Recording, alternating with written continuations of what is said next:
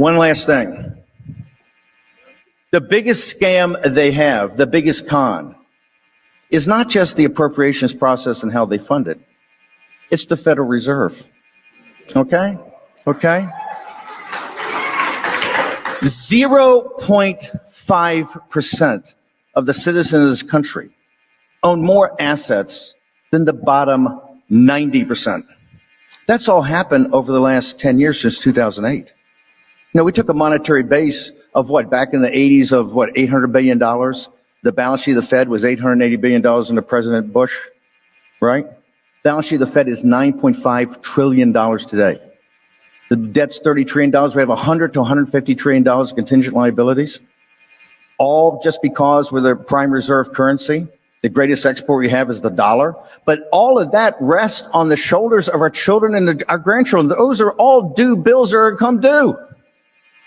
All we've done is we've just cranked everything up. That's why they're talking about these ridiculous, insane bills of trillions of dollars, because the Federal Reserve will print the money. The Federal Reserve, by the way, that's owned not by the American people, a central bank that's owned by 24 prime brokers, being JP Morgan and Goldman Sachs and Morgan Stanley. How does that work? And governors that kind of selected, but 12 years. And the best governor we've had in the Federal Reserve right here in Dallas, Richard Fisher, who told you what was going to happen by going to negative interest rates, told you what was going to happen by printing all this money and having $4, $5, $6 trillion, $7 trillion, $8 trillion, now $9 trillion on the balance sheet of the Federal Reserve.